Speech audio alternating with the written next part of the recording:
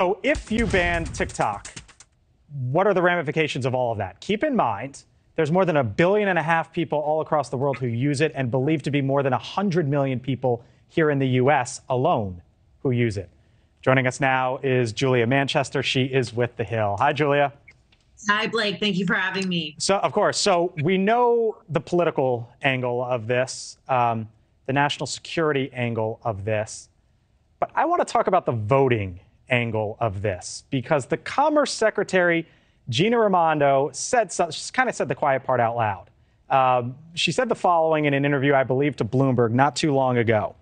And here it is. She said, quote, "The politician in me thinks you're going to literally lose every voter under 35 forever." Now, we're sitting here in March of 2023. This is after the midterms and not in 24. But this doesn't just, when you talk about the politics of this, include the Biden administration, because I want to play for you something that I asked President Trump back in September of 2020, right before that election. Listen. The Commerce Department essentially gave you a runway today to strike a deal after the election. Do you expect a TikTok deal before the election or after the election? I think it could go quickly. We have great companies talking to us about it.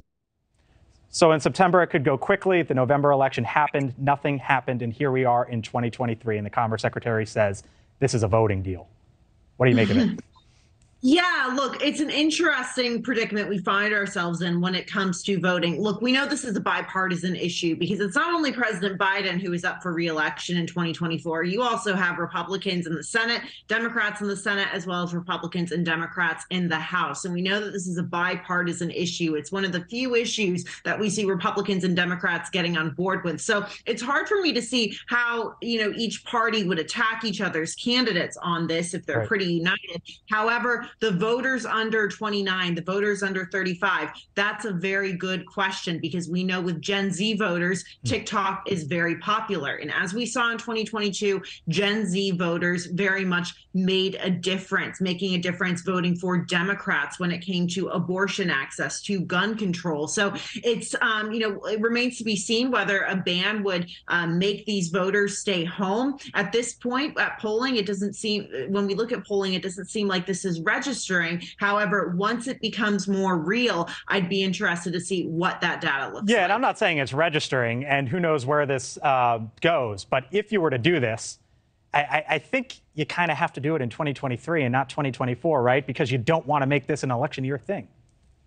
You don't want to make it an election year thing, and you also have the national security implications of this. You don't kick the can down the road. The timing of this, you have the election, obviously, but also you have this at a time when U.S. relations with China are at an all-time low. We obviously have the fiasco with the spy balloon and the surveillance collected from that. We have Chinese President Xi Jinping making his first foreign trip since being reelected, going to Moscow, very much sending a clear message to the United States. So I think Republicans and Democrats, if they share this bipartisan sentiment of wanting to crack down on the Chinese collection of U.S. surveillance, and if they think this is coming from TikTok, I would imagine they would want to do this as soon as possible. It's also one of the few issues where you have Republicans in the House, in the Senate, and the White House all united on. So why not do it now versus kick it down the road? Yeah, and how do you think this ends, real quick? Because TikTok doesn't have to sell. It's their company. They can do whatever they want with it.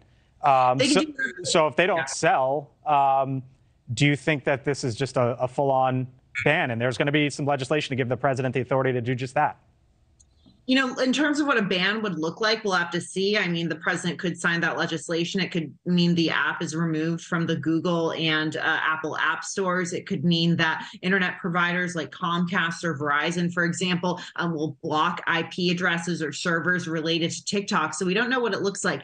India, though, did successfully ban TikTok in 2020. Obviously, a very different country, but this isn't completely unprecedented. Yep. It isn't unprecedented. It is fascinating, I'll tell you that much, because it is something that is widespread here in the U.S. And we'll see what members of Congress and the President of the United States decide to do about it. Julia Manchester, thanks for joining us from The Hill. Appreciate it. Thank you. Thank you for watching. Go to newsnationnow.com to find News Nation on your television provider. And don't forget to click the red subscribe button below to get more of News Nation's fact-driven, unbiased coverage.